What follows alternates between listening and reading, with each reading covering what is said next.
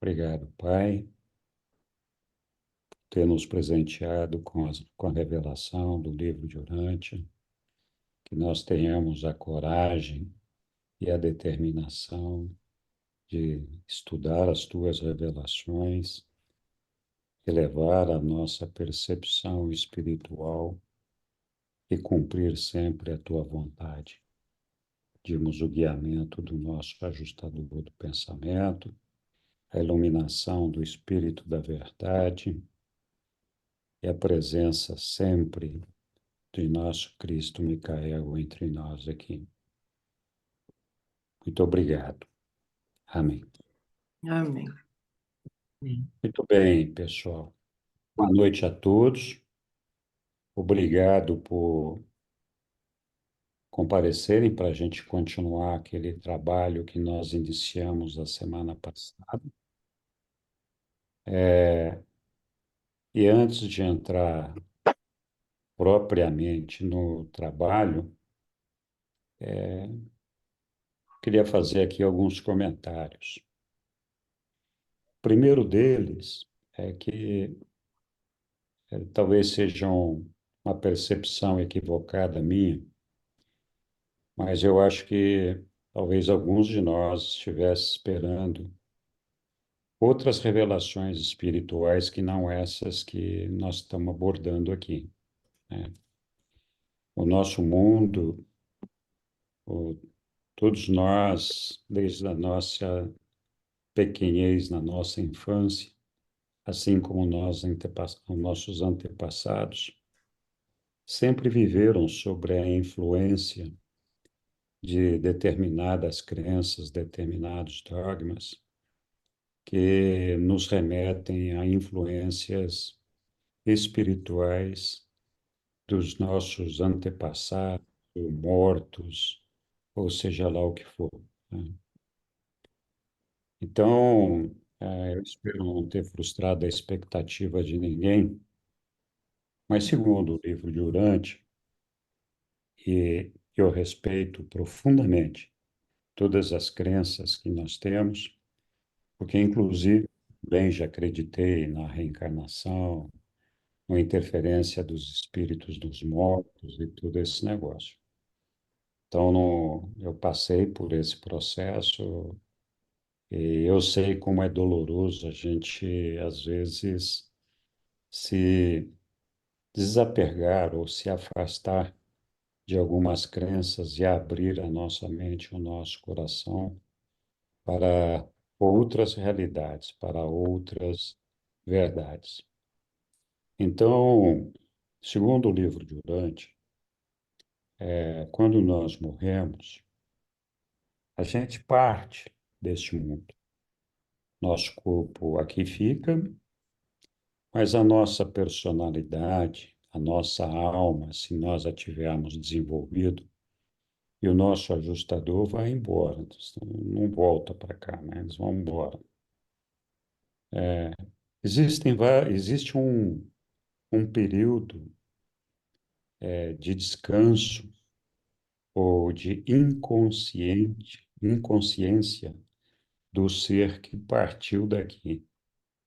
Esse período pode ser mais longo ou mais curto, dependendo do desenvolvimento espiritual de cada pessoa.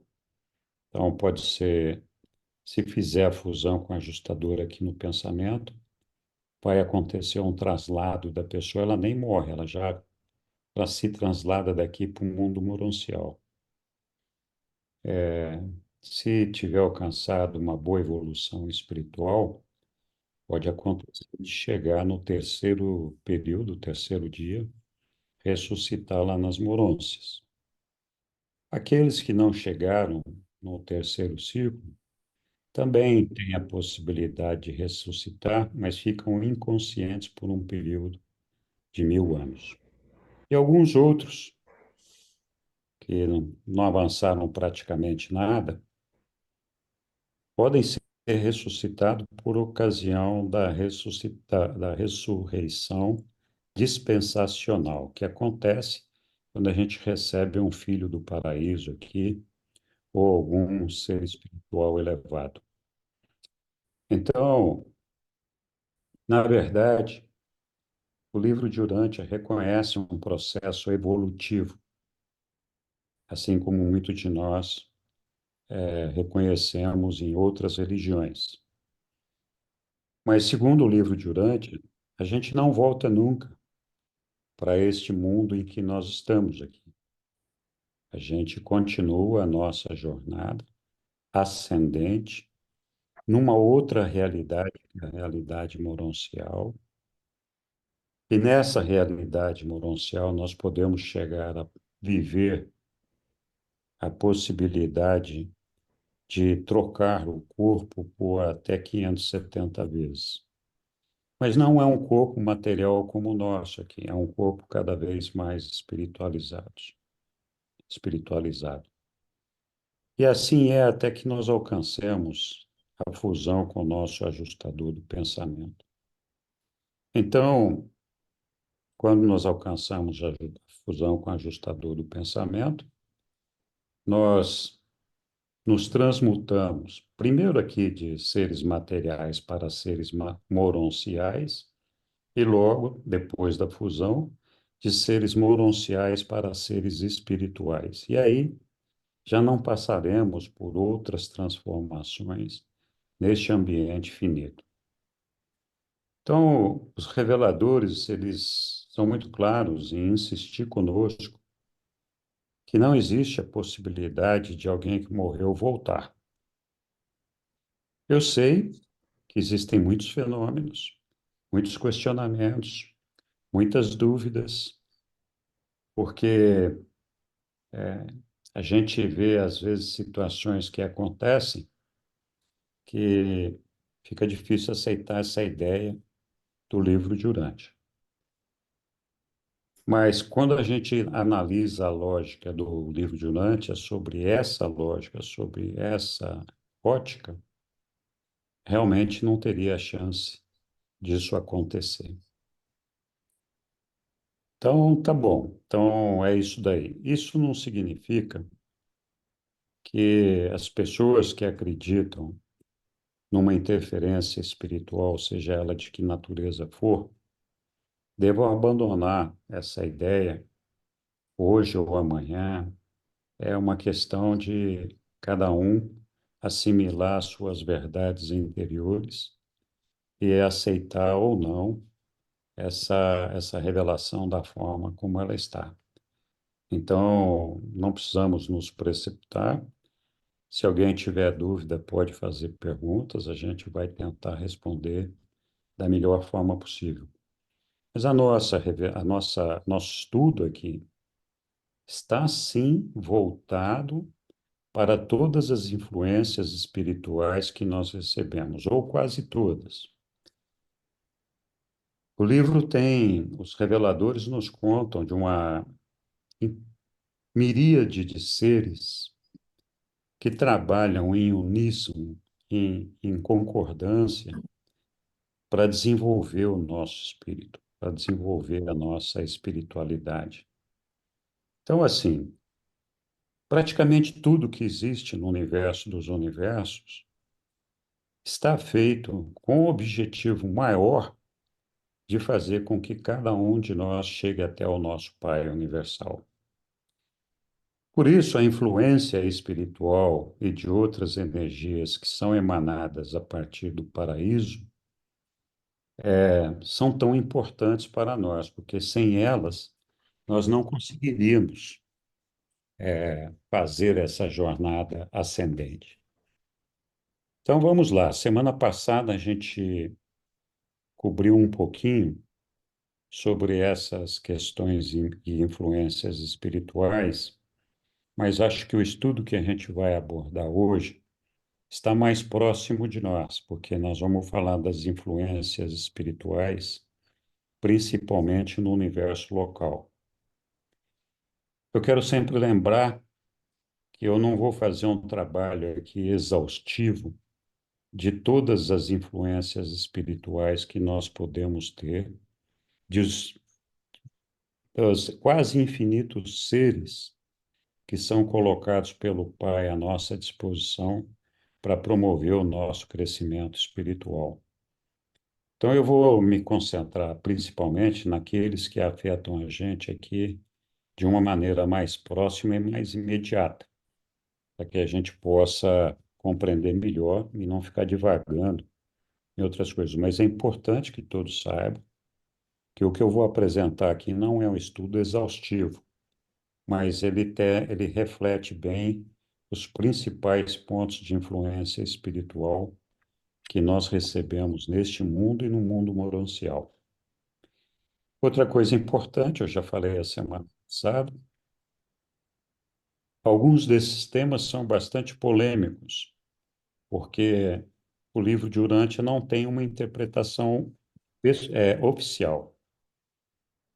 Cada pessoa recebe o livro de Urântia e o trabalha como uma revelação naquilo que pode ser compreendido por cada pessoa. Então, numa primeira leitura do livro, muitas vezes nós não conseguimos perceber todas as realidades e todas as verdades que estão presentes no livro, porque a gente ainda não tem algum conhecimento prévio ou alguma experiência prévia que nos permita identificar essas revelações. Mas, com o tempo, à medida que a gente vai estudando, e é muito interessante, quem já leu o livro algumas vezes sabe disso. Você fala, puxa vida, para num parágrafo lá e fala, eu nunca tinha percebido que existia isso daqui. E já li umas 50 vezes aquele negócio e falo, pô, como é que pode esse negócio ter passado batido, né? Então, o que eu quero dizer com isso? Que as interpretações do livro, elas são muito pessoais. E é isso que o livro promove, né? Uma, o desenvolvimento de uma religião pessoal por meio da fé.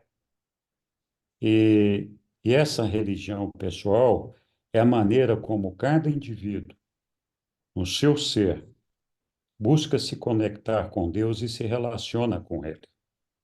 Então, não existem duas experiências desse relacionamento igual ou iguais. Cada um de nós vivencia essa experiência com base naquilo que nós desenvolvemos a partir da nossa fé e de todos os outros instrumentos e ferramentas que nos cercam. Então, esse aprendizado, ele é mutante, porque à medida que a gente vai descobrindo as verdades, através da repetição da leitura e dos estudos, a gente percebe que algumas coisas que a gente pensava de uma forma, agora se parecem estar mais claras e se apresentam de uma forma um pouco diferente. Então, o pano de fundo desses ensinamentos é sempre o mesmo. Então, alguém pode não concordar com alguma conclusão que eu cheguei ou que outro de nós tenha chegado, e tem a sua própria interpretação disso, e é perfeitamente válido. Então, meu trabalho aqui não é convencer a nenhum de vocês de que aquilo que eu estou dizendo aqui é o correto, é a verdade. Até porque seria muita arrogância minha ter essa pretensão. Mas eu procuro relatar ou contar as coisas da maneira como eu entendi como resultado do meu estudo. E como eu já falei a semana passada, algumas vezes eu já mudei de opinião sobre alguns temas, e eu tenho certeza absoluta que alguns deles vão continuar mudando. Então, isso para dizer que todos nós, cada um de nós, deve estudar o livro de Urântia, e aqui é importante enfatizar, o livro de Urântia não é um livro de leitura, uma novela, um romance. Ele é um livro de estudos e que exige persistência e estudo determinado, permanente e contínuo. Ninguém vai ficar o dia inteiro estudando o livro de Urântia, mas reserva meia hora do livro, meia hora do dia para fazer isso, né? Todo dia um pouquinho. vai ajudar bastante. Muito bem, isso posto, nós vamos continuar então do ponto que nós paramos a semana passada. Muito bem-vindo a todos vocês, bem-vindo àqueles que estão chegando agora. E aqui nós vamos então, eu vou começar a compartilhar a minha tela. Eu pediria que a maioria, que todos nós deixássemos os microfones fechados para não ter interferência na gravação, mas todos vocês podem e devem, a qualquer momento, me interromper, levantar a questão que quiserem levantar, colocar as perguntas, as dúvidas que quiserem, ou fazer as suas próprias observações. Então, não tem nada aqui que seja proibido. Vamos lá. Então, boa noite, vamos lá, vou compartilhar minha tela. Espero que todos vocês a vejam. Nós estamos aqui, então, na segunda parte dessa apresentação. Eu acho que agora já está no modo de apresentação para todos vocês. Se alguém não estiver vendo, Sim, por favor, me avise. Então, nós estamos falando dos circuitos espirituais que nos transmutam. Transmutam porque não é nenhuma transformação, até poderia ser compreendido dessa forma. Transmutam porque, num primeiro momento, nós somos matéria, um organismo físico de uma realidade física, e o nosso propósito nesta realidade é desenvolvermos uma espiritualidade que nos possa levar a uma segunda realidade, que é a realidade moroncial, realidade esta que não é inteiramente física e não é inteiramente espiritual, é uma mistura dos dois, na verdade.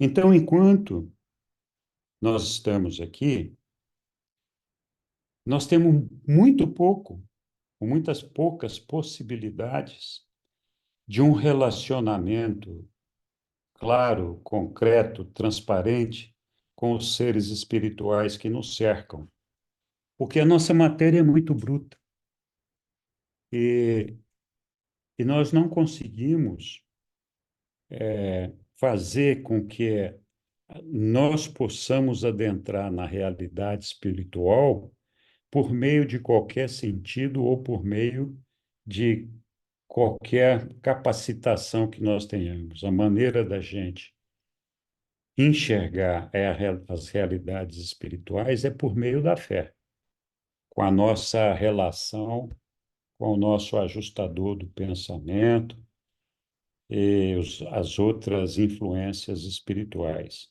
que, repito, nem sempre estão claras ou transparentes para nós, mas eles atuam sobre nós o tempo todo. Eu lembro sempre que nós somos um, um ser que é dotado de personalidade, uma energia física, uma energia mental e uma energia espiritual. A personalidade é o protagonista da nossa carreira e essas outras três energias, mais dia ou menos dia, são completamente integradas na nossa personalidade. Por enquanto, elas andam junto. Mas a nossa personalidade não vai mudar a energia mental. Não existe a possibilidade da nossa energia mental desaparecer e a personalidade buscar uma outra energia mental, como foi aventada semana passada, da energia mental do ajustador do pensamento. Então, o protagonista da história é a personalidade, mas a identidade, a mente a qual ela está associado é o nosso eu, e é esse eu associado à personalidade que vai chegar até o paraíso. Então, se esse eu desaparecer, a personalidade não vai continuar a carreira dela. Vai ser devolvida para o nosso Pai através da entrega dela ao supremo, que é o Deus experiencial em formação. Não faria sentido para nós, de maneira nenhuma, que em algum momento a gente se fusionasse com o nosso ajustador do pensamento e, a partir daquele momento, a identidade do ajustador fosse, então, ser integrada na personalidade para fazer essa carreira ascendente. O ajustador já é perfeito, ele não precisa participar dessa experiência. Ele não tem que aprender nada, ele não precisa experienciar nada. Ele, na verdade, vai estar ali para nos guiar, para nos orientar, para nos levar até o nosso Pai. Não fosse assim, não faria sentido que a gente ficasse pelo meio do caminho e, a partir de um certo ponto, o ajustador é que tocasse o negócio. Os reveladores nos contam que, quando nós alcançamos a fusão com o ajustador do pensamento, nós somos espíritos do primeiro estágio. Depois nós passamos pelo segundo, terceiro, quarto, quinto, sexto, quando nós chegamos no paraíso e integramos o corpo de finalidade. E ainda assim, os reveladores nos dizem que nós ainda temos mais um nível de espiritual para alcançar, um sétimo estágio de espiritualidade para ser alcançado, que só vai ser alcançado, possivelmente, quando a gente adentrar no ambiente absoluto. Ou seja, isso denota claramente que existe uma carreira progressiva de aprendizado, evolutiva, de crescimento, até a gente chegar em tudo isso daí. Então, não faria sentido pensar que, a partir da metade do caminho, o ajustador do pensamento assume a personalidade e ele, pessoalmente, se dirige até o Pai. Não faz sentido isso daí. Então, vamos continuar aqui a partir dessas discussões que nós fizemos e sintam-se à vontade para me interromper quando quiserem. Então, o nosso propósito é alcançar a perfeição. A mestria da personalidade é uma, é uma, é meio que um sinônimo dessa perfeição. Então, nós vamos aqui estudar um pouquinho como é que vai acontecendo essas coisas. Os circuitos universais do paraíso, paraíso, a morada do Pai, do Filho eterno, do Espírito infinito ou agente conjunto, então eles moram lá, de fato, penetram os reinos do superuniverso. Nós vimos lá semana passada que o superuniverso é onde acontece a experiência finita, é onde acontece essa experiência de perfeicionamento, onde nós partimos de um determinado ponto de imperfeição até alcançar a perfeição que se dá quando nós alcançamos nosso Pai do paraíso lá no paraíso. Isso, certamente, vai levar bilhões de anos, se não trilhões de anos. Então, por mais otimista que a gente seja, é importante saber que essa perfeição não pode ser alcançada aqui neste mundo onde nós estamos. Seria impossível realizar esse feito.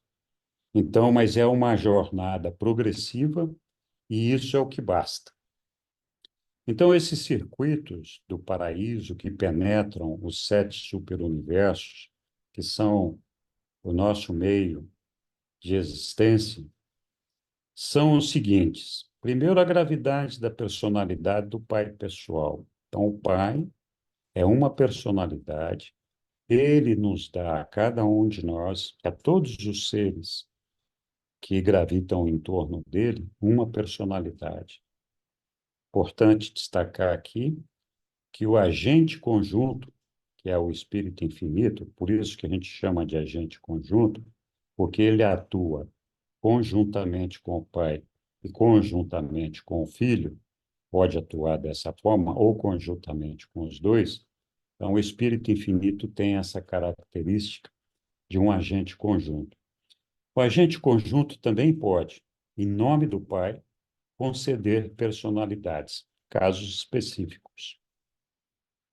Então, a personalidade que nós recebemos é uma dádiva do Pai Universal. Nosso estudo aqui não é sobre personalidade, mas é importante que todos nós saibamos que a personalidade, que é o que pode abraçar a totalidade do nosso ser, na verdade, ela é quem toma as decisões, ela é a proprietária do livre-arbítrio, e é ela que deve coordenar as funções físicas, mentais e espirituais para que a gente alcance o nosso Pai. Então, a personalidade que nos é dada pelo nosso Pai, ela é única e unigênita. Não existe uma duplicata dessa personalidade nos 7 trilhões de mundos habitados dos 7 superuniversos.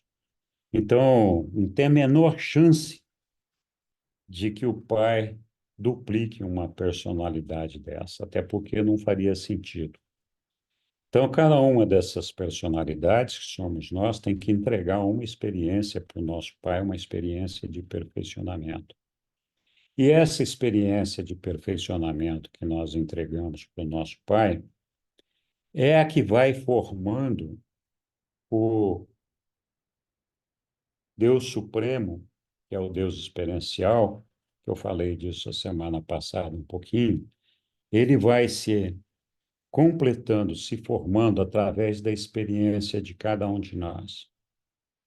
Então, cada vez que algum de nós não avança nesse projeto, não avança, se retira desse projeto, desse processo, fica uma lacuna ali experiencial no nível do Supremo que demora para ser recuperado por outros meios e outros caminhos, mas nunca por uma personalidade igual àquela que não cumpriu o seu papel.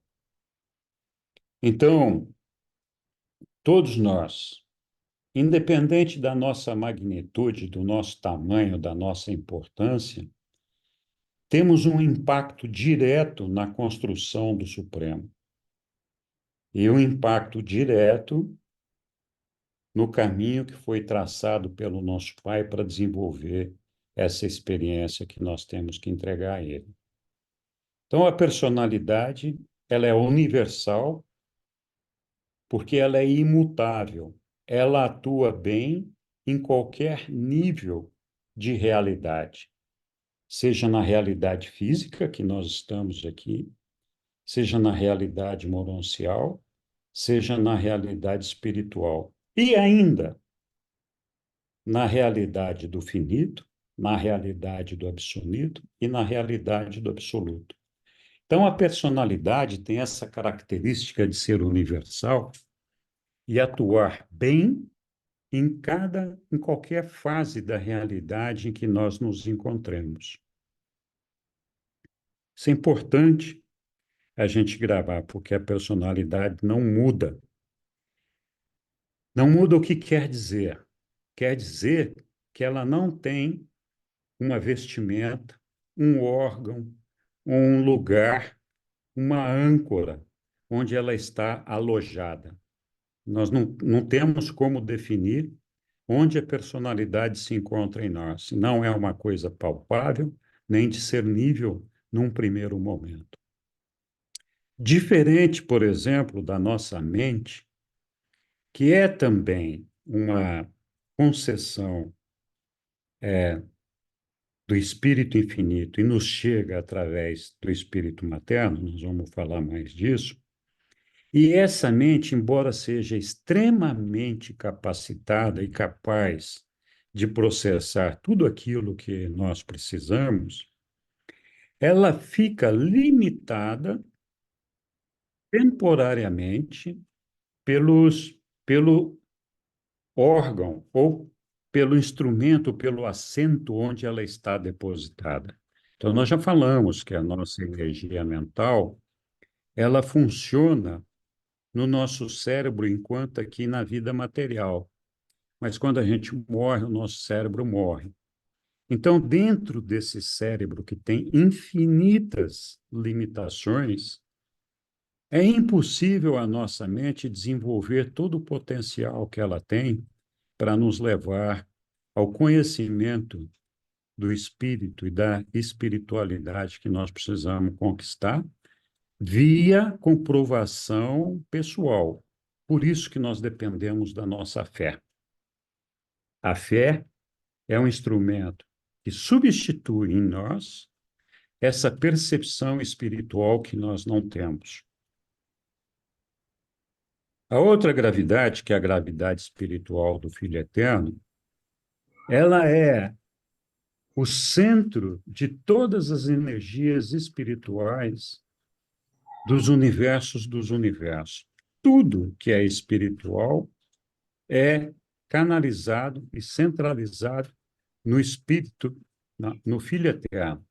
O Filho Eterno é a revelação do Espírito do Pai.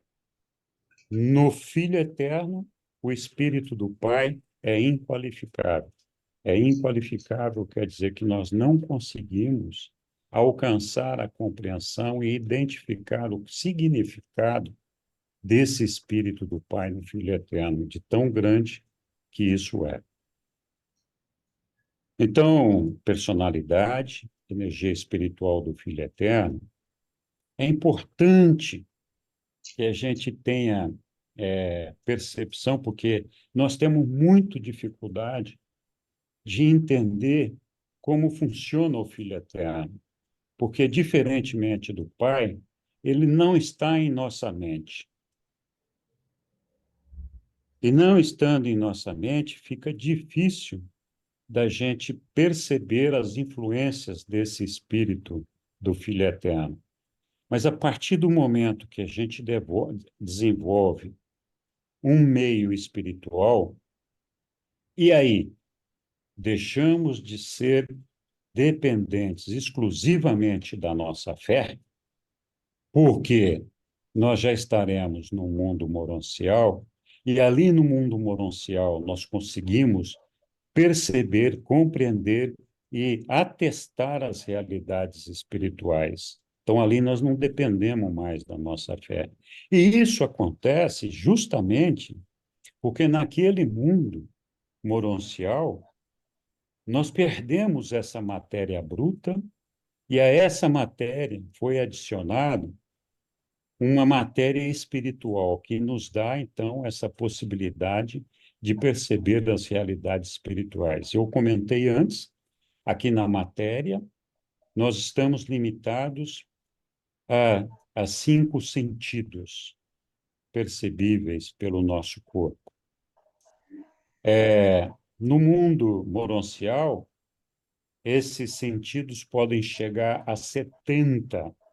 É por isso que a nossa mente aqui tem dificuldade de desenvolver essa percepção espiritual, porque ela está limitada aos 5 sentidos que ela tem, e ela não tem o sentido espiritual. Ela depende da fé para perceber as realidades espirituais. Então, é um software, nossa mente é um software poderosíssimo, altamente capacitado, que pode fazer milhões de coisas, mas está preso e controlado, está limitado pela nossa capacidade do nosso hardware, do nosso intelecto, do nosso cérebro, que é extremamente limitado. Por isso que quando a gente chega no nível moroncial, as realidades se descortinam e nós podemos ver com muito mais clareza. E não dependemos mais da nossa fé, apesar de que nós podemos continuar tendo fé. Não tem nada que impeça isso.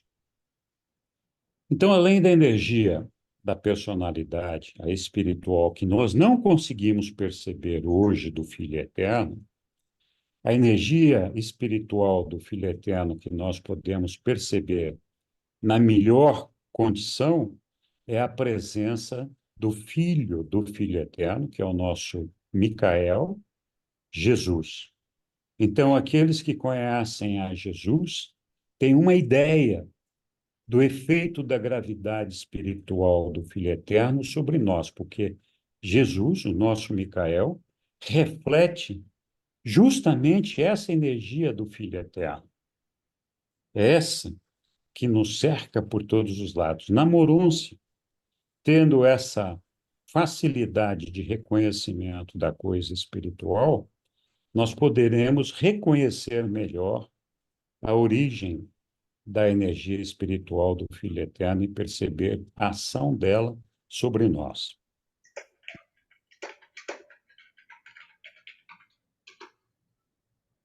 Ainda falando aqui dessas gravidades, dessas energias, a última delas, no nosso caso, é a gravidade material, cuja origem é da ilha eterna.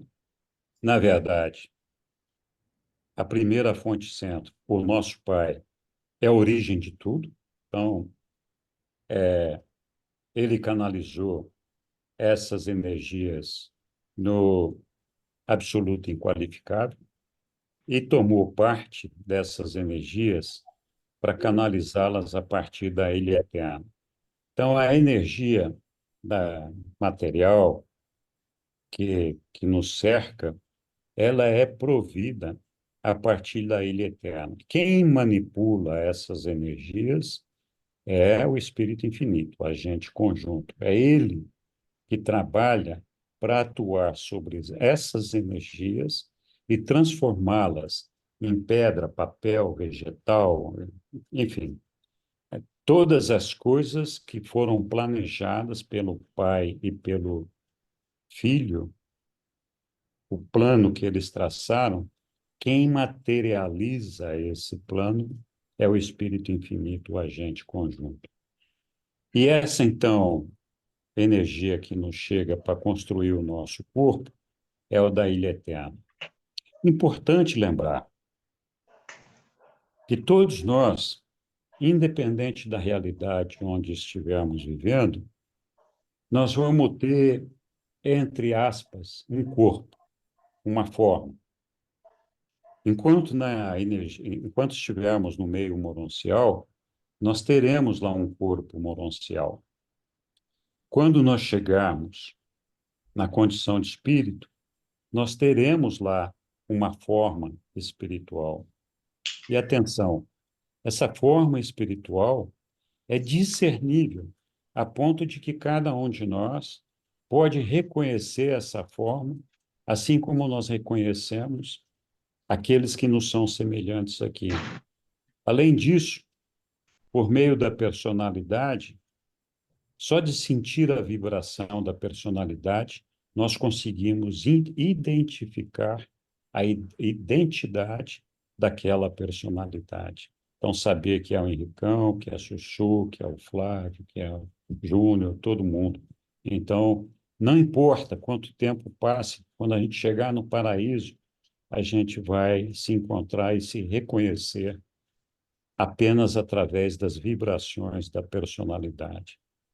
Então, a gravidade material, neste momento, é esse corpo que nós temos, mas nós teremos depois o corpo monancial e depois o, o espírito que alcançaremos quando da fusão com o ajustador do pensamento. No paraíso, as três energias, a física, que é do próprio paraíso, a mental e a espiritual, são coordenadas pelas personalidades, pela personalidade que habita o paraíso. Então, é isso que dá essa característica de perfeição para o nosso Pai. Nosso Pai é perfeito porque ele consegue unificar, coordenar todas essas energias devidamente sincronizadas da maneira como tem que ser. No cosmos evolucionário, que é o nosso, os sete superuniversos, a matéria e a energia é predominante em tudo, menos na personalidade. Então, a personalidade não está sujeita à influência da matéria, da energia, como uma atração gravitacional. Ela Opera, a personalidade opera neste meio físico, como opera no moroncial, como opera no espiritual. Então, não tem esse vínculo. E ou seja, e para a mestria desta personalidade, o nosso espírito ajustador do pensamento, que habita a nossa mente, que é uma fração do nosso Pai, luta com a mediação da nossa mente, para que a gente possa desenvolver essa espiritualidade e promover essa coordenação e essa unicidade do nosso ser, divinamente coordenado pela nossa personalidade, unificar a energia física, mental e material. Os reveladores nos dizem aqui também que o espírito é a realidade fundamental da experiência da personalidade de todas as criaturas. E não poderia ser de outra forma, posto que Deus é espírito. Ele não é matéria, ele é espírito. Então, nós estamos aqui nos propondo a alcançá-lo. Para alcançá-lo, nós temos que ser espírito. Não existe a possibilidade de que nós cheguemos à presença dele num corpo material. É por isso que essas transmutações de fases, material, mononcial, espiritual, são necessárias para que a gente possa, então, uma vez alcançada a condição de espírito, ter a oportunidade, a possibilidade de alcançar a presença do nosso Pai no paraíso. Ok. Falar um pouquinho da sobrevivência da personalidade do espírito da mente, aqui já recapitulando alguma coisa da, da semana passada. Nós já vimos lá que os reveladores nos dizem que quando se diz que o homem tem identidade, reconhece-se que ele está de posse de um circuito de mente.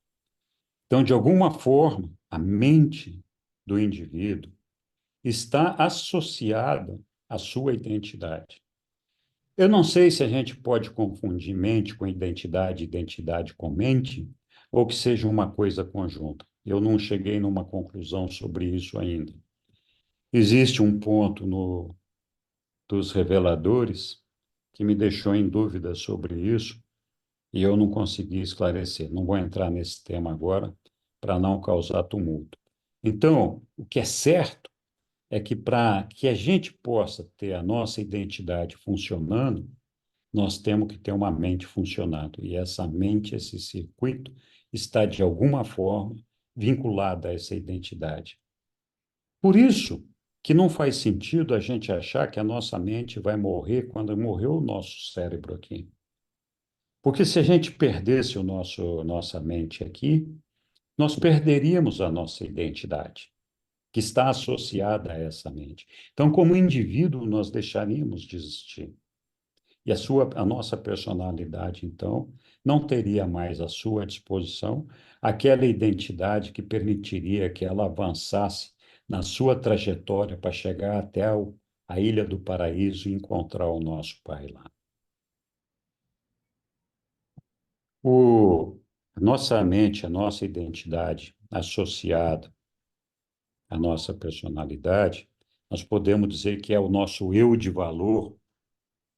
E esse eu de valor para a nossa sobrevivência, ou seja, para que a gente não morra com a nossa morte aqui, a gente possa continuar depois dessa morte, só evolui com o estabelecimento de um transferidor potencial da sede da identidade, da personalidade em evolução, que é essa identidade que nós temos aqui, com essa mente que nós temos aqui, que possa ser transferido do veículo transitório da vida, este nosso cérebro que está aqui conosco agora, do corpo material, transferir para onde? Para a natureza mais duradoura e imortal da alma moroncial. Ou seja, a possibilidade de continuidade da nossa identidade, da nossa mente, decorre da possibilidade da existência de uma alma moroncial. E essa alma moroncial é construída pelo nosso ajustador do pensamento com a nossa permissão, permissão da nossa mente, permissão da nossa personalidade. E essa permissão acontece quando nós fazemos a vontade do nosso Pai. Então, se não houver essa alma do outro lado, a nossa personalidade não vai poder, que é ela que faz isso, não vai poder transferir a nossa mente, a nossa identidade para a nossa alma. Então, se não tem para onde transferir, como eu já falei ali atrás, a nossa identidade deixa de existir e nós não podemos prosseguir, a personalidade não pode prosseguir na sua carreira evolutiva, porque lhe falta a identidade.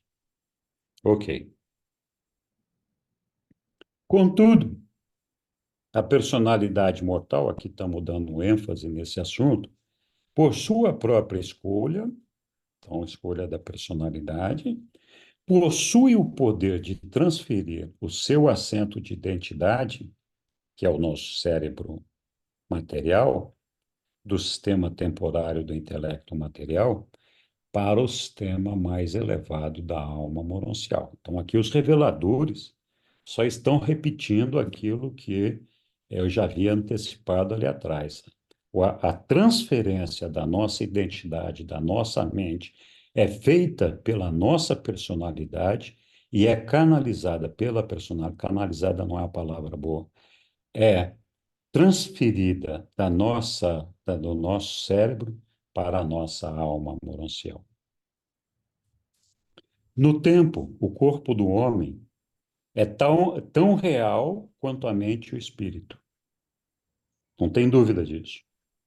Na morte, tanto a mente, que é que eu botei do lado uma notinha, a identidade, sem querer dizer que mente e identidade são a mesma coisa, mas que estão vinculados, quanto o espírito sobrevive. Vou repetir. Na morte, tanto a mente quanto o espírito sobrevivem, enquanto o corpo não. Mas só vai sobreviver se a gente tiver construído a nossa alma. O espírito sobrevive porque ele é o ajustador do pensamento, ele volta para o Pai. Se a gente não ressuscitar, paciência. Ele investiu esforço, tempo, dedicação em nós e não alcançou o seu objetivo porque nós não quisemos que assim fosse. Então, ele vai se preparar para habitar uma outra mente em algum outro mundo, de algum outro local. Então, os reveladores, em algum ponto, nos dizem que um ajustador que habitou um ser mortal num determinado planeta nunca mais volta para aquele planeta. E esse é um dos princípios que sustentam a ideia da não reencarnação aqui na Terra, porque assumir a reencarnação seria assumir que o nosso ajustador voltou ou nós ganhamos um novo ajustador, que não faz sentido. Então, esse é um dos pontos que os reveladores levantam para nós. Esse parêntese aqui foi só para aproveitar a oportunidade. A volição da criatura não pode existir sem mente. Nós já falamos ali atrás, se a personalidade não tiver mente, não tiver identidade, nós não podemos continuar a nossa carreira volitiva. Impossível. E nem podemos transferir essa responsabilidade para o nosso ajustador do pensamento. Não faz sentido nenhum isso. Mas ela perdura. Eles estão falando da mente aqui. Não pode existir sem mente, mas ela perdura, a despeito da perda do intelecto material. É os reveladores que estão falando. A sobrevivência da identidade depende da sobrevivência da alma imortal. Mais claro do que isso, mais transparente do que isso, eu acho que é difícil. Então, nossa identidade só vai sobreviver se a gente construir a nossa alma imortal. Muito claro, de status moroncial, a nossa alma, cujo valor divino é crescente. A identidade da personalidade sobrevive por meio da sobrevivência da alma e na própria alma. Não tem como não entender que a nossa identidade passa a estar alojada na nossa alma e ali junto com ela a nossa mente. Ou uma coisa é a outra ao mesmo tempo, ou estão intimamente associadas. Então a nossa mente sai daqui com a nossa identidade, é transferida pela nossa personalidade para a nossa alma. Não existe o nascimento de uma mente nova, nem o nascimento de uma identidade nova quando nós alcançamos o nível espiritual, moroncial.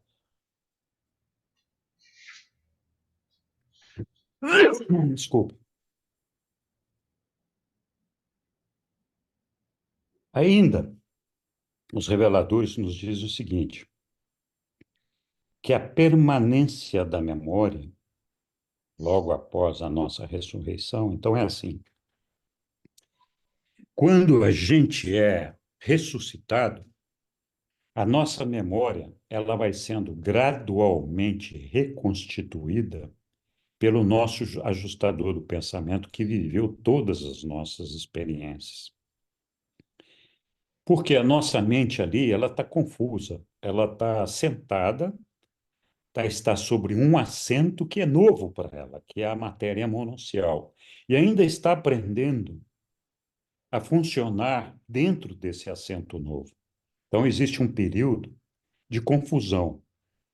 Então, durante esse período, o ajustador do pensamento, ele vai trazendo para nós as nossas memórias e reconstruindo essa memória. Não é que ele dá uma memória nova para nós, é a mesma memória de sempre, ele só ajuda a nossa mente a recuperar essa memória. Esse trabalho também é feito pelo nosso anjo serafim guardião. Diga lá, Silvana.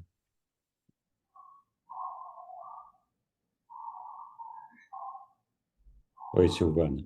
O que é exatamente a identidade? A identidade é aquilo que identifica o indivíduo. É que, assim, cada um de nós tem uma personalidade diferente, cada um de nós somos dotados com uma identidade diferente. Essa identidade é que, na verdade, vive a experiência de perfeccionamento. É essa identidade que vai aprendendo, ao longo da jornada da personalidade, a mudar os seus conhecimentos, a aprender com a experiência, aprender quem é o pai, descobrir as realidades. Então, a identidade é aquele elemento que é o eu, né? É o meu eu interior, não é meu espírito. Tá. Então, assim, essa é a identidade. É que eu estava confundindo identidade com personalidade. A personalidade é um veículo cósmico que é o protagonista da história, mas que precisa de uma identidade a qual ela se associa para poder desenvolver a sua trajetória ascendente. A personalidade é dada pelo pai? A personalidade é uma dádiva do nosso Pai Celestial. Ela nos Tá. é dada, não E tem aí, uma data, não tem uma data precisa definida no livro de Urante, embora alguns parágrafos possam dar a entender algumas coisas, mas a única coisa que é muito clara no livro de Urante é que a personalidade chega para nós antes da chegada do ajustador do pensamento. Antes, não se sabe quanto antes. sim, Pode ser o tempo todo antes, o dia anterior, 10 dias antes, ou seja lá o que for. Eu, Henrique, pessoalmente, acredito que a nossa personalidade nos é dada pelo nosso Pai Universal no momento da nossa concepção no útero da nossa mãe.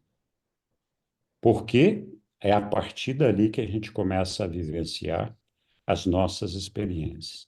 Mas esse entendimento não é pacífico, tem controvérsias, tem gente que acha que não, que primeiro nós temos que desenvolver a mente, temos que nascer, ser criança, para daí receber a personalidade.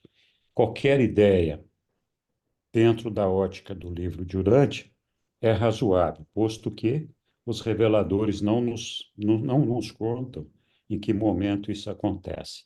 Mas é certo que sem a personalidade nós não podemos receber o ajustador do pensamento.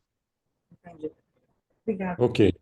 Diga lá, Roberto, você tinha levantado a mão. Olha, boa noite, pessoal. Boa Henrique, noite. só para um entendimento do Jorge Park, ele fala assim, ó, a personalidade é quem nós somos. A individualidade é o que nós somos. E a identidade é aonde e quando nós somos. Ele faz isso aí. Eu não vou me estender, mas isso É, me ajudou muito. isso talvez ajude a gente a diferenciar a identidade da personalidade, que de fato são diferentes, são coisas diferentes. Mas vamos lá, vamos continuar aqui. Puxa, agora que tá, né? Onde foi que eu parei? Ah, tá aqui. Henrique, nós poderíamos considerar o nosso eu inferior, não? Não. Não, né? Não, só para... Estava pensando aqui, ficar com meus botões. Nós na verdade, dentro do livro de Urântia, não temos Se muitas eu referências a inferior, eu superior, interior ou superior. Nós temos referência a subconsciente, a supraconsciente, a submente, a mente e a supramente. Mas não temos referência, pelo menos não que eu me lembre, a eu inferior ou eu superior. Não me lembro. positivo. Obrigado. Então, a permanência da memória logo após a nossa ressurreição é a prova da retenção da identidade do eu original, ou seja, é esse euzinho que está aqui, o Henricão, bonitão falando para vocês. Então, quando eu morrer, eu acordar do outro lado, a minha identidade vai ser essa aqui que vos está falando. Vamos lá. Bom, isso posto, nós vamos adentrar agora na parte que mais se aproxima do nosso dia a dia, das nossas vidas como seres mortais do mundo que nós habitamos, como parte do universo local de Nebaron. Então, nós vamos estudar agora os circuitos do universo local. Nós vimos aqueles circuitos que vêm do paraíso, né, que é personalidade, mente, espírito e energia física, e aqui nós vamos ver quais são os circuitos no nível do universo local que nos cercam. Então, o primeiro deles é o do espírito outorgado dos filhos do paraíso, ou confortador dos mundos de auto-outorga. Que espírito é esse? É o espírito da verdade. Ou, no caso de Urante, o espírito do nosso Micael, que foi difundido para toda a Urântia, toda a carne, quando o nosso Jesus retornou, foi embora, né, nos deixou aqui. Então, ele deixou no lugar dele o Espírito da Verdade. Esse Espírito da Verdade tem uma ligação direta com o Espírito do Pai e do Filho também. Então, o Espírito do Micael, que é o Espírito da Verdade, está ali. Nós vamos falar mais dele daqui a pouquinho. Aí nós temos o circuito das ministras divinas, que são os espíritos maternos do universo local. No nosso caso, é aquilo que nós chamamos de Espírito Santo no nosso mundo. Nós vamos falar mais disso. O circuito de ministração da inteligência a um universo local, incluindo a presença diversamente atuante dos espíritos ajudantes da mente. Esses espíritos ajudantes da mente são circuitos das ministras divinas, associados à ministra divina, e se não houvesse a ministra divina, eles seriam, ou não existiriam, ou não teriam personalidade. Então, a personalidade deles é um reflexo da personalidade da ministra divina. Nós vamos falar mais desses espíritos ajudantes da mente. Então, eu fiz aqui um diagrama de uma hierarquia de como a coisa está construída, né? Então, nós temos num primeiro nível, o nível do paraíso e de Avona, as deidades lá. Está o Pai, o Filho Eterno, o Espírito Infinito, né? Que também é chamado de agente conjunto. O Filho Eterno, vamos ver aqui o que eles falam aqui, né? O Filho Eterno é a personalização espiritual do conceito universal e infinito da realidade divina do Pai do paraíso, do seu espírito inqualificável e da sua personalidade absoluta, espírito inqualificável do Pai. E por isso o Filho constitui a revelação divina da identidade do Criador, do Pai universal. A personalidade perfeita do Filho, porque ela é perfeita, revela que o Pai, de fato, é a fonte universal e eterna de todos os significados e valores espirituais, volicionais, pessoais e de tudo o que é pleno de propósito. O Filho Eterno é o centro espiritual e o administrador divino do governo espiritual do universo dos universos. Eu já falei ali atrás, toda energia espiritual está centralizada na deidade do Filho Eterno. Deus é espírito e o Filho é uma revelação pessoal desse espírito. O Filho Eterno é o grande ministrador da misericórdia a toda a criação. A misericórdia é a essência do caráter espiritual do Filho. Um breve parêntese aqui. Às vezes a gente tem dificuldade de entender o que é misericórdia.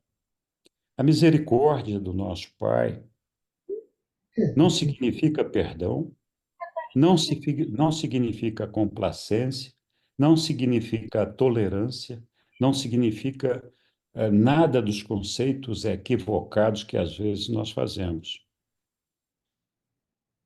O Pai, os seres celestiais, nos julgam por aquilo que nós temos de intenção, não necessariamente por aquilo que nós fazemos.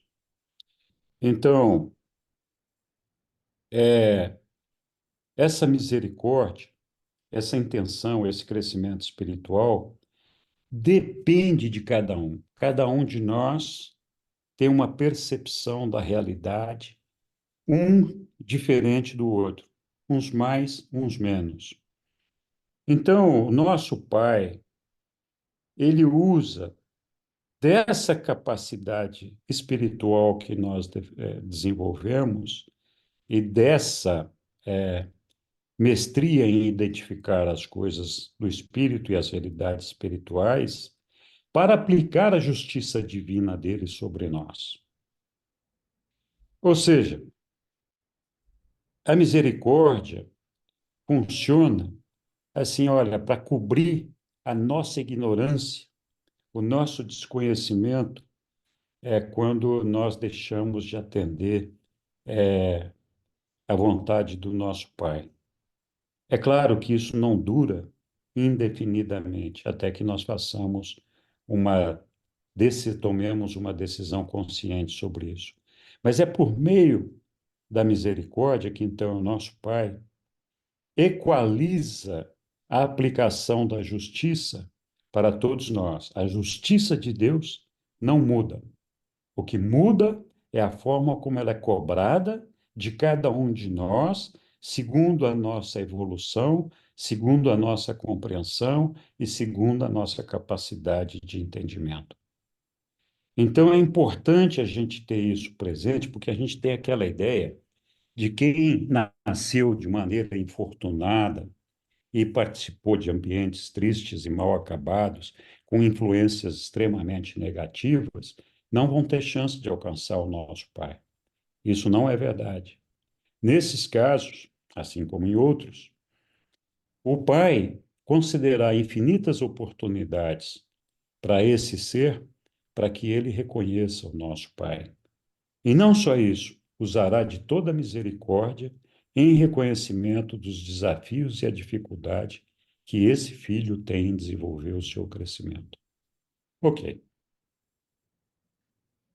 O Filho Eterno motiva o nível espiritual da realidade cósmica. O poder espiritual do Filho é absoluto em relação a todas as factualidades do universo.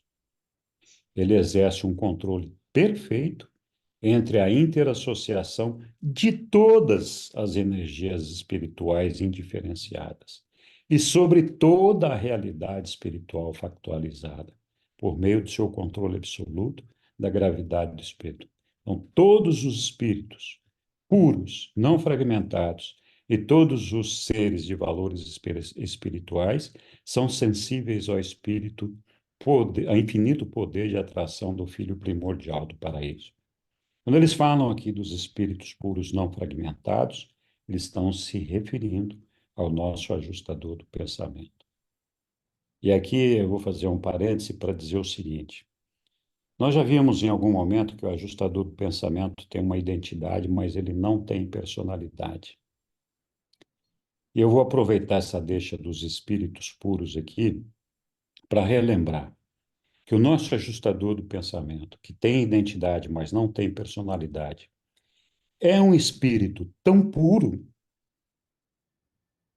que ele não é visível para a maioria dos seres celestiais ou não. Muitos poucos conseguem ver o ajustador do pensamento, de tão puro que eles são.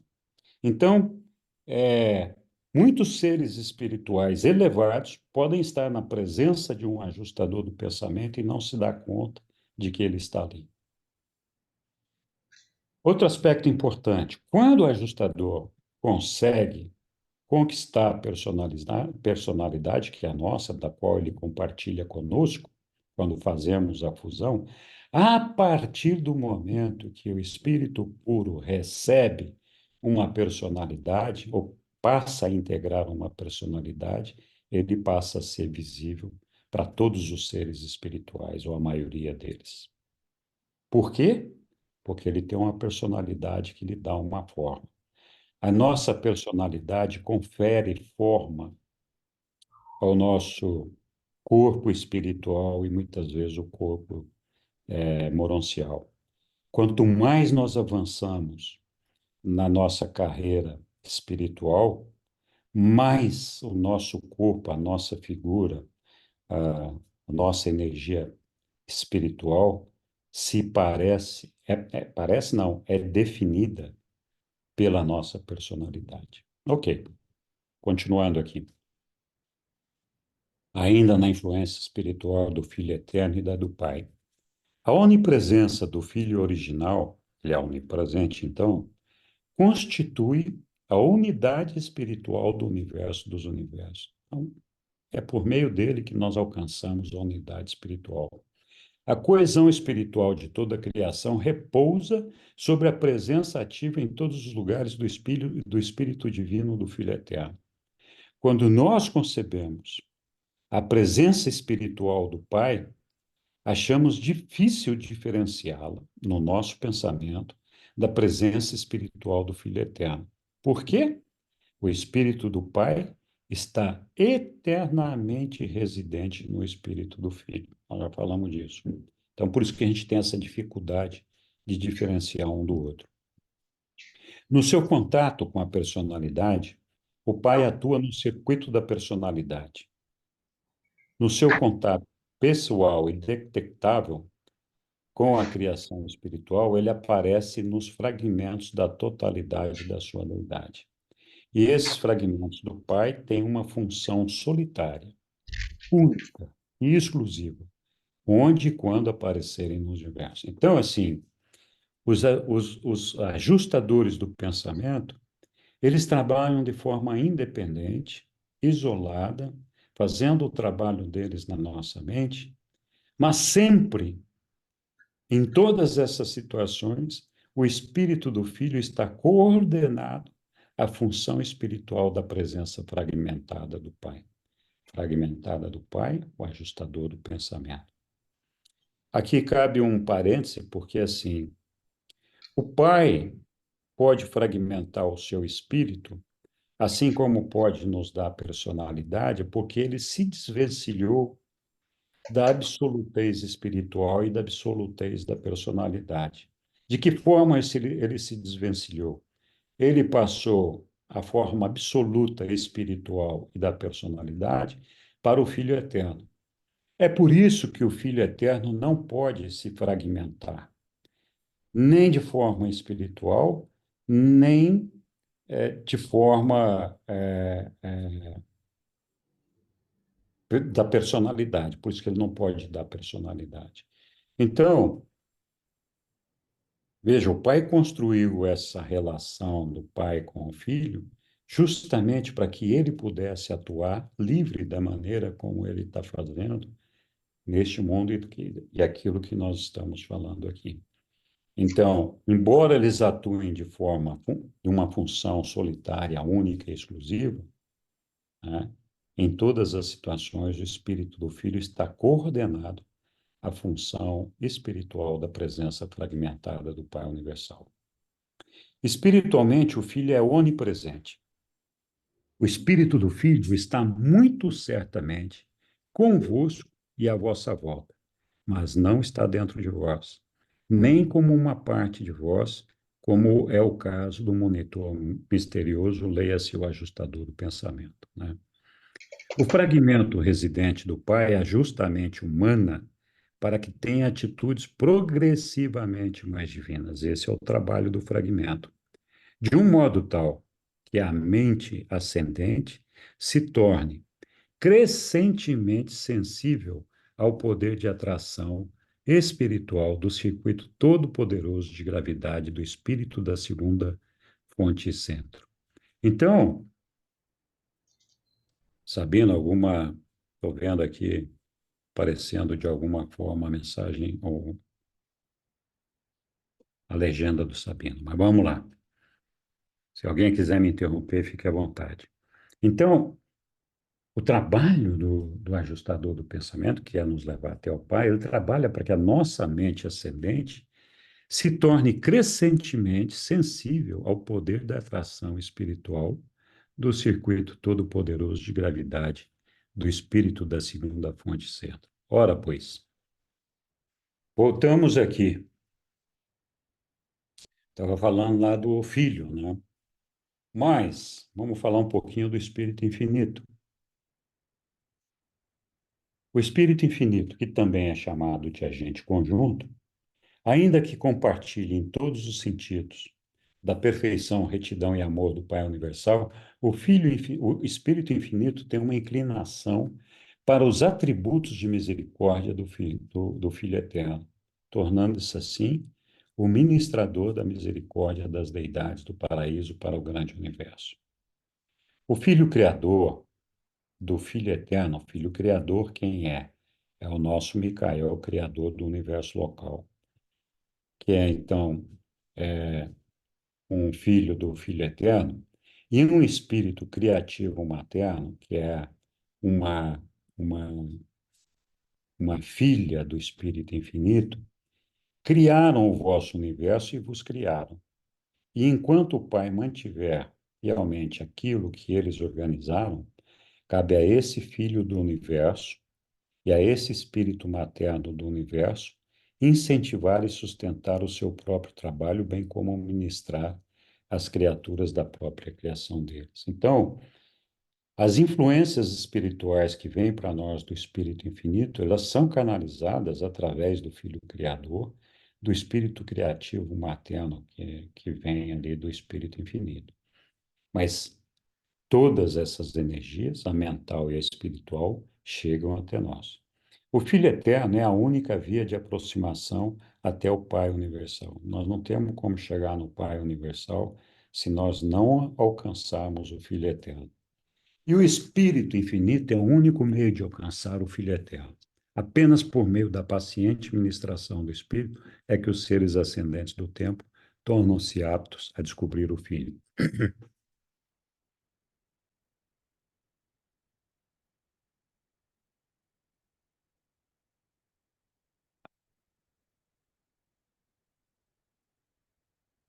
Especialmente nas pessoas das filhas criadoras ou espíritos maternos do universo local, encontramos o espírito infinito devotado à tarefa de incentivar a ascensão das criaturas materiais até níveis sempre mais altos de realização espiritual. O espírito não desce até as raças materiais à semelhança da carne mortal, como fazem alguns dos filhos de Deus. O espírito infinito e os seus espíritos coordenados descem sim e submetem-se alegremente a uma série surpreendente de atenuações da divindade, chegando mesmo a surgir como anjos para estar ao vosso lado e guiar-vos ao longo dos caminhos rasteiros da existência. Ainda com relação ao Espírito Infinito, há muitas influências espirituais e todas são como uma. Mesmo o trabalho dos ajustadores do pensamento, ainda que independente de outras influências, invariavelmente coincide com o ministério do espírito das influências combinadas do espírito infinito e do espírito materno de um universo local. Lembrai-vos sempre de que o espírito infinito é o agente conjunto, tanto do Pai como do Filho, e agem nele, tanto o Pai como o Filho agem nele e por meio dele. O Espírito Infinito é possuidor de todos os atributos que vós associais à personalidade. Então, ele tem todos os atributos que podem ser associados à personalidade.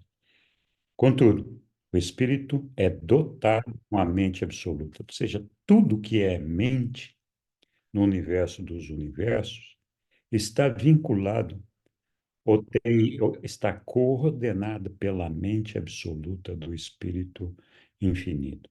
Não existe mente que não tenha o dedo do Espírito Infinito na criação daquela mente. E é por isso que o Espírito Infinito sabe exatamente o que está acontecendo em toda a criação, porque ele está ligado nesse circuito mental e por meio dele ele pode conhecer tudo o que está acontecendo. Então, o espírito é dotado não apenas com a mente, mas também com a vontade. Ok. Regressamos aqui ao nosso mapa de filhos descendentes de Deus.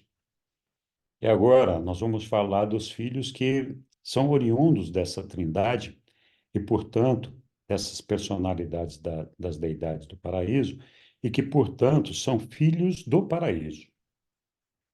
Então, o primeiro deles são os Micaéis. Os Micaéis são filhos, é uma progenie do Pai e do Filho Eterno, e eles recebem, então, a missão de criar os universos locais. Vamos ver o que acontece aqui com esses Micaéis.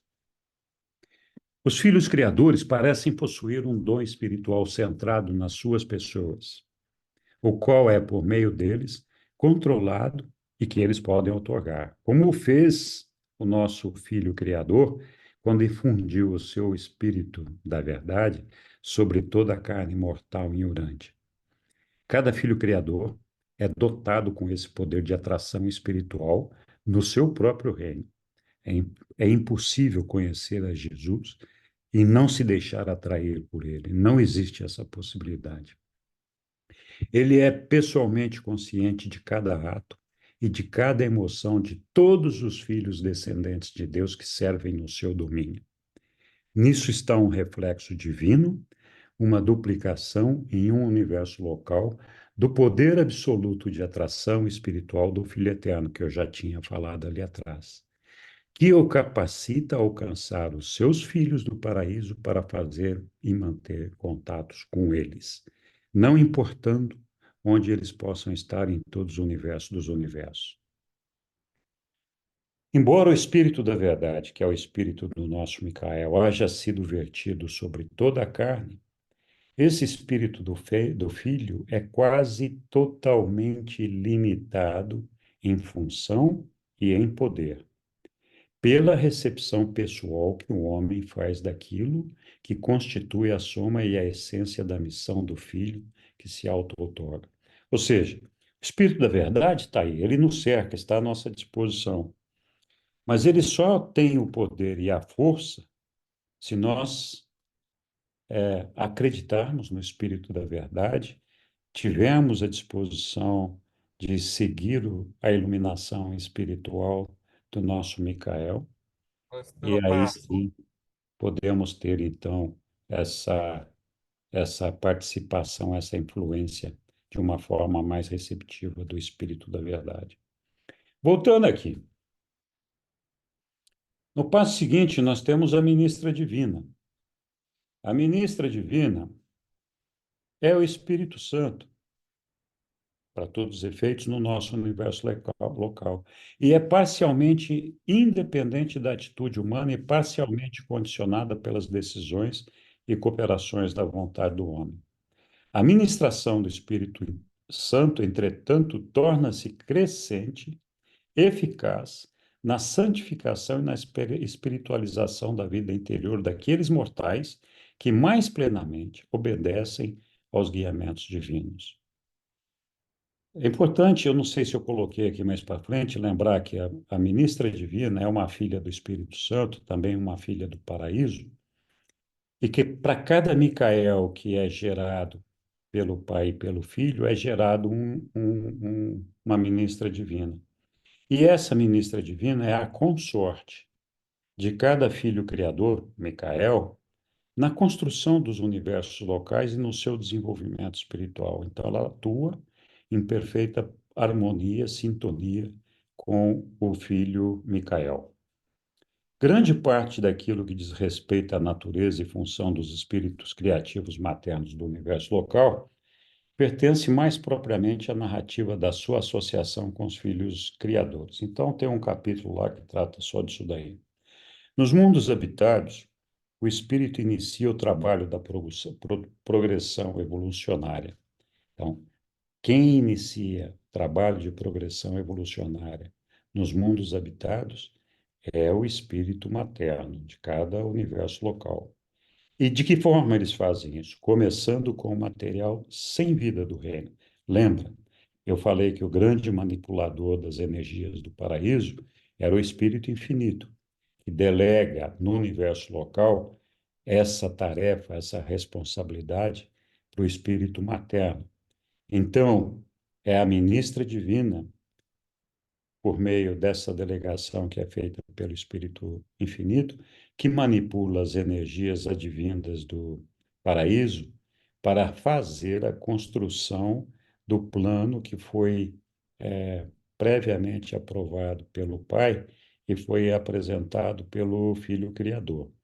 Então, ela é que vai ajudando a realizar e concretizar e materializar tudo isso daí. Então, ela começa com o material sem vida do reino, tudo mineral ainda, dotando-o primeiro com a vida vegetal, em seguida com os organismos animais e depois com as primeiras ordens de existência humana. Então, essa é mais ou menos a sequência de desenvolvimento do trabalho do espírito criativo. E cada concessão sucessiva contribui para o desdobramento posterior do potencial evolucionário da vida planetária, desde os estágios iniciais e primitivos até o surgimento do ser humano, do ser mortal, das criaturas de vontade. Esse trabalho do espírito materno é efetuado grandemente por meio dos 7 ajudantes, os espíritos da promessa, as mentes espírito unificadoras e coordenadoras dos planetas em evolução, uma união contínua, levando sempre as raças dos homens para ideias mais elevadas e ideais espirituais. Nós vamos falar mais dos ajustadores do pensamento. E aqui nós voltamos para a nossa hierarquia. Acabamos de falar da ministra divina. E aí vamos falar agora um pouquinho dos espíritos mestres. Os espíritos mestres são os primeiros seres criados pelo Espírito Infinito, logo depois do seu surgimento, se é que a gente pode falar assim. E esses espíritos mestres, que são 7, nós vamos falar deles agora. Por quê? Porque é deles que é emanada toda a energia espiritual que é irradiada dentro de cada superuniverso. Então, os 7 espíritos mestres. Os 7 espíritos mestres do paraíso são as personalidades primeiras do espírito infinito. No ato criativo cétuplo da autoduplicação, então a autoduplicação do espírito infinito, que é então uma autoduplicação cétupla, o espírito esgotou as possibilidades matemáticas de combinação inerentes à existência real das 3 pessoas da deidade. E isso explica por que o universo funciona em 7 grandes divisões. Então, aqui está explicado por que tem 7 superuniversos. E por que o número 7 é básico e fundamental na organização e na administração do universo. Os 7 espíritos mestres têm, assim, a sua origem e semelhança das 7 combinações seguintes, derivando delas as suas características individuais. Então, o espírito mestre número 1, ele tem as energias e canaliza a energia espiritual do Pai Universal, o número 2 do Filho Eterno, o número 3 do Espírito Infinito, o número 4 do Pai e do Filho, o número 5 do Pai e do Espírito, o número 6 do Filho e Espírito, e o número 7 dos 3, o Pai, o Filho e o Espírito. Por favor, perceber que eles não falam que esse 7 aí é da Trindade, não. Ele acumula as personalidades ali, centraliza as energias espirituais. Então, cada um desses espíritos mestres irradia a sua energia espiritual e emana toda a sua organização espiritual, arquitetura do universo e tudo mais, para cada superuniverso. Então, eles atuam, cada um deles, num superuniverso. Continuando, cada segmento do grande universo, cada universo individual e cada mundo, embora goze dos benefícios do Conselho Unido e da sabedoria de todos os 7 espíritos mestres, recebe a nuance e o toque pessoal de apenas um deles. E a natureza pessoal de cada espírito mestre permeia plenamente e condiciona singularmente o seu superuniverso, ou seja, é predominante naquele superuniverso.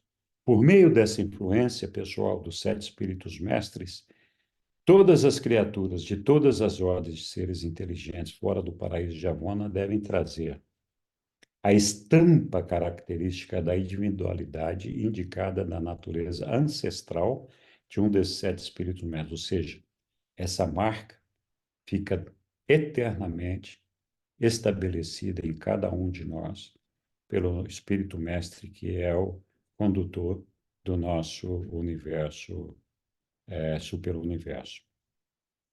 Os 7 espíritos mestres não invadem diretamente as mentes materiais das criaturas individuais. Então, não tem essa possibilidade.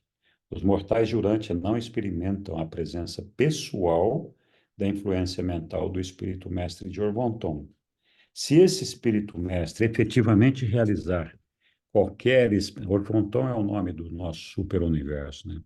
Qualquer espécie de contato, que é o 7º superuniverso, qualquer espécie de contato com a mente individual mortal durante as idades evolucionárias iniciais de um mundo habitado, esse contato deve ocorrer por meio da administração do espírito criativo do universo local, que é a colaboradora consorte do Filho Criador de Deus.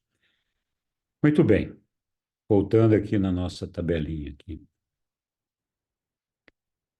Então, temos outros filhos do paraíso, eu não vou me deter muitos neles, o próximo seriam os filhos avonais, que são os filhos, é uma descendência do Filho Eterno e do Espírito Infinito, e esses filhos avonais, que são irmãos dos nossos Micaéis, eles são aqueles que atuam no universo local, fazendo auto-outorgas em todos os mundos, onde o nosso Micael não fez. O nosso Micael só faz a outorga dele cada uma das fases da outorga num mundo.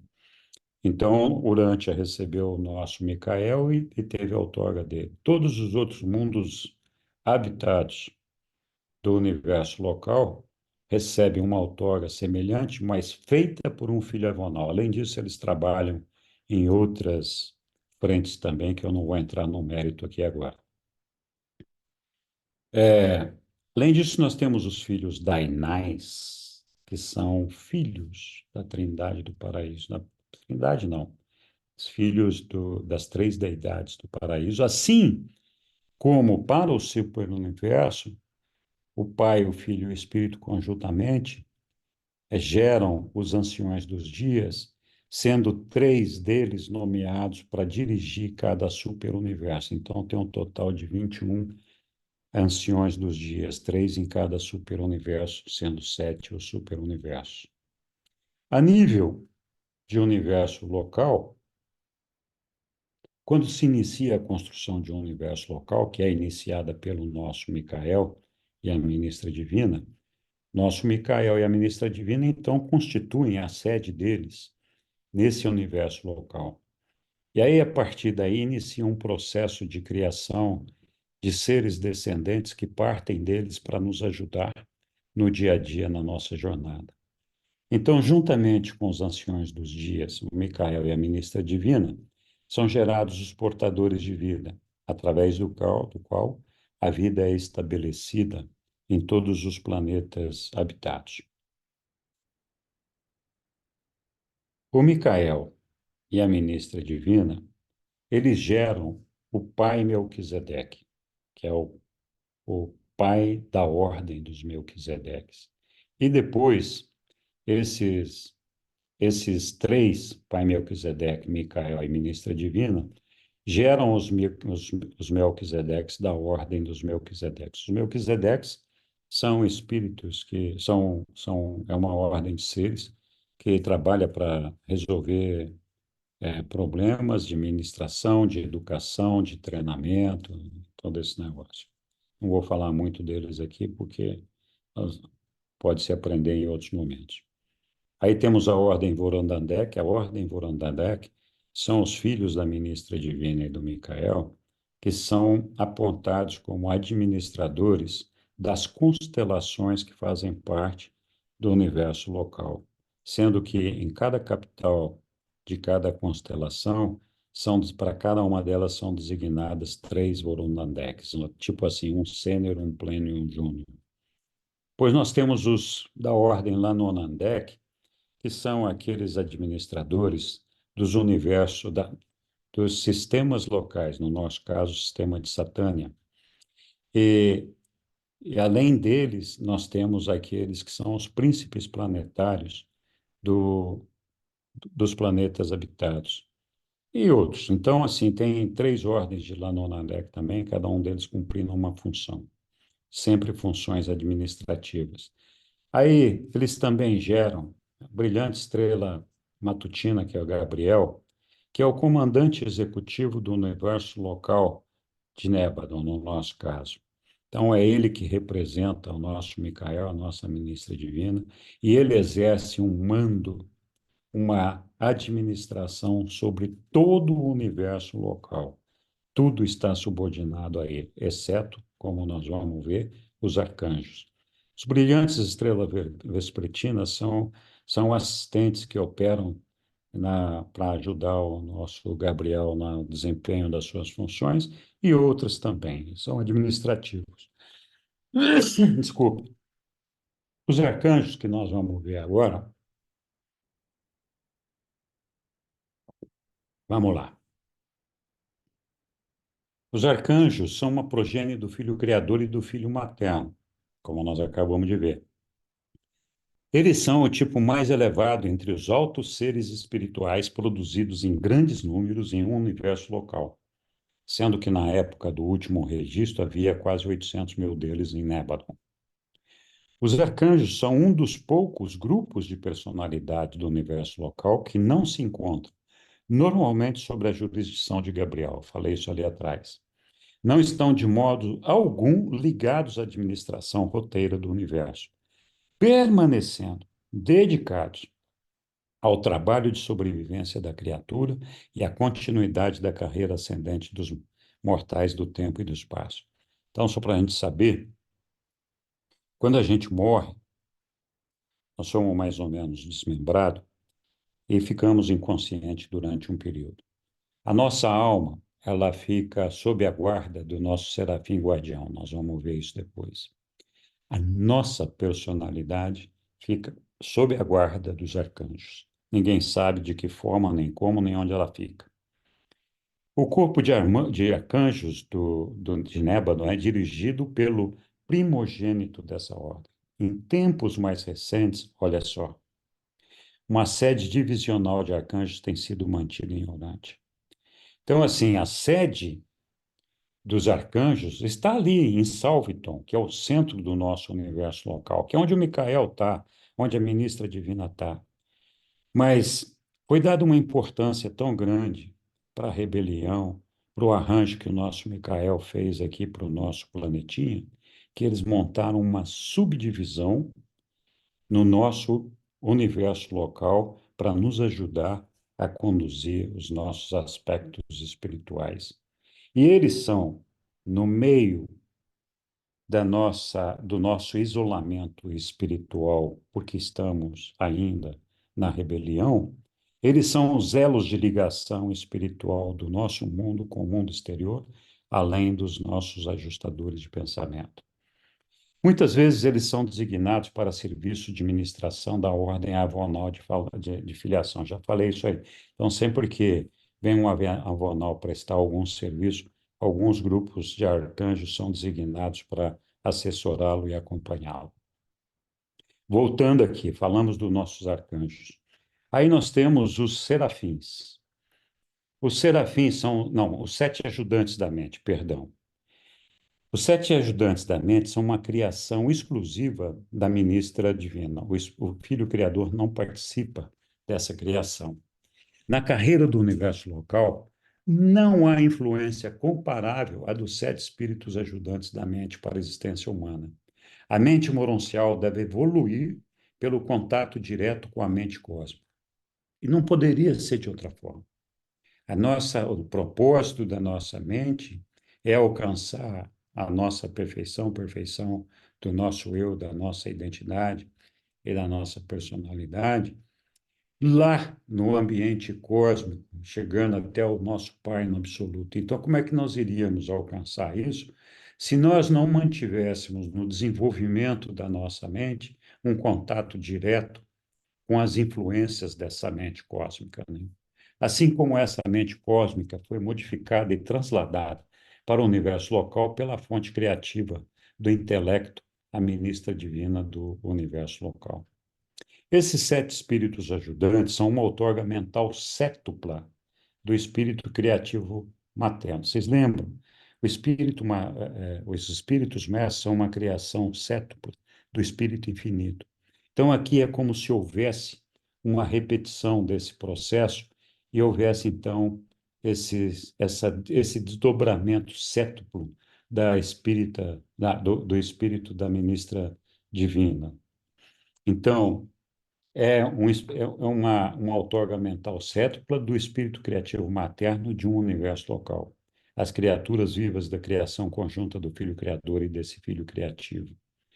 A narrativa da natureza e funcionamento desses 7 espíritos ajudantes da mente pertence mais propriamente à história do vosso universo local. Então, quando a gente estuda o nosso universo local, se alguém tiver interesse e quiser estudar isso aqui no detalhe, vai lá e vai descobrir tudo que tem sobre esses 7 espíritos. Os 7 espíritos ajudantes da mente são uma criação da ministra divina de um universo local. Esses espíritos médios são semelhantes em caráter, mas diferentes em poder. Todos compartilham do mesmo modo da natureza do espírito materno do universo, embora dificilmente possam ser encarados como personalidades à parte de sua mãe criadora. Aos 7 ajudantes têm sido dados os seguintes nomes. Então, são eles.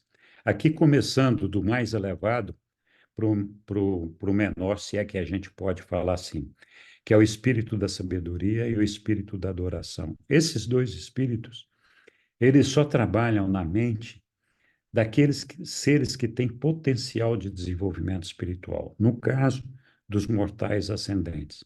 Aí, além deles, tem o espírito do conselho, o espírito do conhecimento, o espírito da coragem, o espírito da compreensão, o espírito da intuição, que é o espírito da percepção rápida. Esses outros 5 espíritos ajudantes da mente, eles atuam em todas as mentes do universo local, inclusive os mortais, sendo que na dos mortais eles atuam também, o espírito de sabedoria e de adoração atuam ali. Então, são os 7 para os mortais, enquanto que para as outras mentes são os 5 primeiros. O homem mortal, inicialmente, tem uma experiência da ministração do espírito em conjunção com a mente, quando a mente puramente animal da criatura evolucionária desenvolve a capacidade de recepção dos ajustadores da adoração, da sabedoria. Então, lembram lá atrás, nós falamos que a função da mente é propiciar a nossa comunicação, o nosso contato. Então, o contato do Espírito Divino é feito, busca nos alcançar através da nossa mente, desde que a nossa mente tenha abertura para receber isso, né? Essas mentes, já com funções de adoração e da sabedoria, imediatamente são incorporadas aos circuitos espirituais da ministra divina. Então, nos mundos que não receberam ainda o Espírito da Verdade, quando um ser mortal desenvolve a sua mente a ponto de receber o Espírito de Sabedoria, que é o último, ele imediatamente passa a ser candidato a receber um ajustador do pensamento. Isso naturalmente acontece porque em todos os mortais de Urante, nós vamos alcançar o desenvolvimento da nossa mente por meio desses 7 espíritos aí, e a ajuda do Espírito da Verdade, que faz com que a gente, então, possa, todos nós, recebermos o ajustador do pensamento.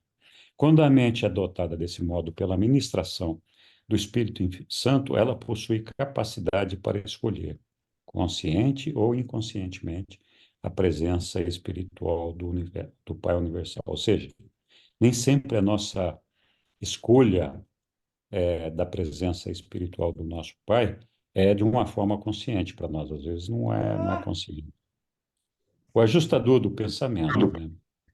Mas apenas quando um filho se auto-outorga e houver liberado o Espírito da Verdade para a ministração planetária a todos os mortais, é que todas as mentes normais ficarão automaticamente preparadas para receber os ajustadores de pensamento. Muito bem. Vou voltar aqui na nossa tabelinha. Então, olha quanta gente tem envolvida nesse nosso processo, né? Aí, o nosso Micael é o criador, sozinho, ele cria os filhos materiais, que são os Adãos e Evas, que são designados para os nossos mundos para fazer a nossa melhoria genética e uma elevação espiritual. Não vou entrar no detalhe deles agora, e vamos falar um pouquinho dos seres intermediários. Os seres intermediários são cidadãos nascidos, mas residentes e permanentes de cada mundo habitado. Então, essas criaturas intermediárias têm uma classificação tripla. São colocadas apropriadamente ao lado dos filhos ascendentes de Deus, encontram-se factualmente agrupadas com as ordens de cidadania permanente e, ao mesmo tempo, estão funcionalmente consideradas junto com os espíritos ministradores do tempo por causa de sua ligação íntima e efetiva com as hostes angélicas no trabalho de servir ao homem mortal nos mundos individuais. Então, esses seres intermediários geralmente aparecem nos mundos decimais, e o nosso mundo é um mundo decimal, pois se alguém quiser saber mais disso, me pergunte a respeito. Então, nós temos aqui esses filhos, essas criaturas intermediárias, que são seres nascidos aqui no nosso planeta. Nós tivemos 2 grupos de criaturas intermediárias, uma oriunda da equipe de apoio do nosso príncipe planetário, né, que veio de Jerusalém para servir aqui no nosso planeta, o corpo de assessores do príncipe, e esses corpos de assessores, por uma ligação mononcial, conseguiam reproduzir os filhos intermediários primários, que são seres nascidos aqui no nosso planeta, são invisíveis, têm uma facilidade de comunicação gigantesca com todos com os anjos espirituais, eles podem levar as suas demandas e eles atuam sobre a mente dos homens quando assim indicado e assim apropriado para constituir o corpo de reserva de destino de cada planeta habitado. Então, eles atuam na nossa mente de maneira que nós nem percebemos, nem sabemos, para fazer com que a gente cumpra determinadas missões. Eles não atuam o tempo todo na nossa mente, é um período, às vezes, curto, para que a gente faça acontecer alguma coisa que precisa acontecer. Existem, por exemplo, rumores de que um, uma criatura intermediária teria impedido que o Kremlin acionasse o botão das bombas atômicas num determinado momento lá na Guerra Fria. Também existem rumores de que teria sido um intermediário que teria liberado da prisão a São Pedro. Então, essa é falando rapidamente deles aqui. Então, eles têm uma função muito importante, porque eles são um elo de ligação constante, e a partir desse elo de ligação, eles trabalham coordenadamente com os serafins e outras forças espirituais. Eles permanecem desde o seu surgimento até a época em que o nosso universo local entra em luz e vida, e a partir daí eles podem fazer a carreira ascensional como se um mortal normal fosse, e a partir desse momento eles receberiam um ajustador do pensamento para fazer a carreira ascendente, chegar até o Pai Universal e integrar um dos corpos de finalidade. Então, basicamente, é essa história dos seres intermediários. Sabe, sobre cada um desses assuntos aqui, tem palestras feitas na escola e tudo mais. Quem quiser se aprofundar em algum deles, por favor, fique à vontade. Eu agradeço a todos pela atenção, por terem participado aqui, e vou abrir para que algum Henrique, dá momento, licença alguma. um pouquinho. Será que alguém Sim, podia tirar uma foto daquele organograma que você fez? Para a é, gente ter para gente ter um norte para estudar? sim, eu posso até mandar essa apresentação para vocês, mas vou voltar aqui um pouquinho. Se alguém quiser fazer a foto, pode fazer. Aqui meu celular está sem bateria, não consigo.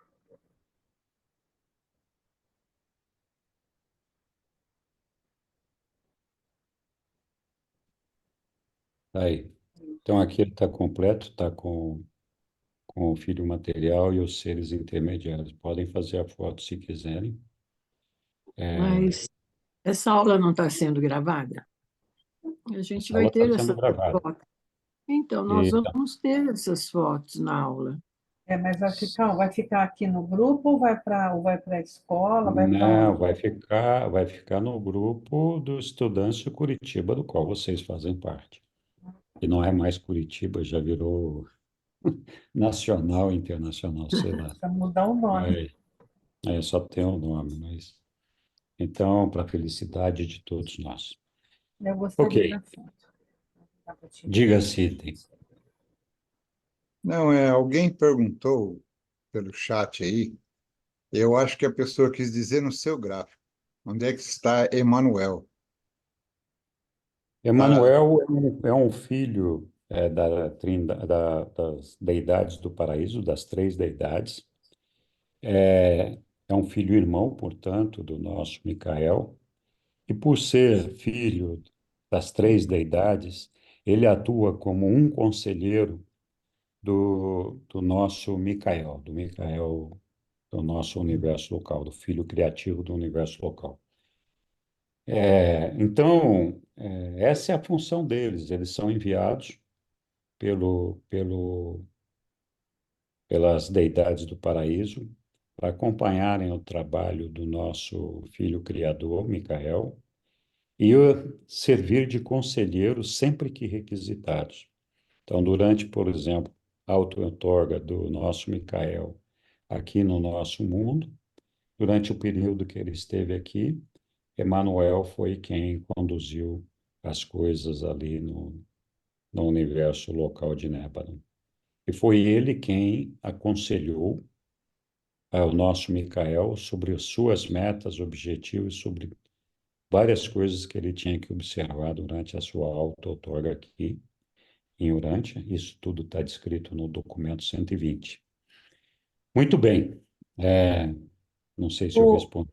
Henrique, e o Espírito Santo, que como a gente conhece na Igreja Católica, ele estaria onde? Então, o Espírito Santo, que a Igreja Católica reconhece, na ideia da Igreja Católica, seria a terceira pessoa da Trindade. Desculpa, vou Sim, beber uma água. Mas não é. O Espírito Santo, para nós, é uma filha gerada a partir do Espírito Infinito, que é a ministra divina do nosso universo local, e ela que emana uma energia espiritual para todo o nosso universo local de Nébano. Ela fica retida ali em Salvington, que é a capital do nosso universo local, e ela não pode sair dali. Mas a presença, ela é onipresente, a presença dela é irradiada por todo o limite do nosso universo local. Então, ela exerce uma influência contínua sobre tudo isso. Como o nosso Micael não é onipresente, ele não pode estar em todos os lugares ao mesmo tempo, ele tem uma dificuldade na emanação do Espírito da Verdade, porque ele se ausenta muito de Salvington para outras tarefas, inclusive para visitar o paraíso. E quando ele faz isso, ele não consegue controlar o Espírito da Verdade.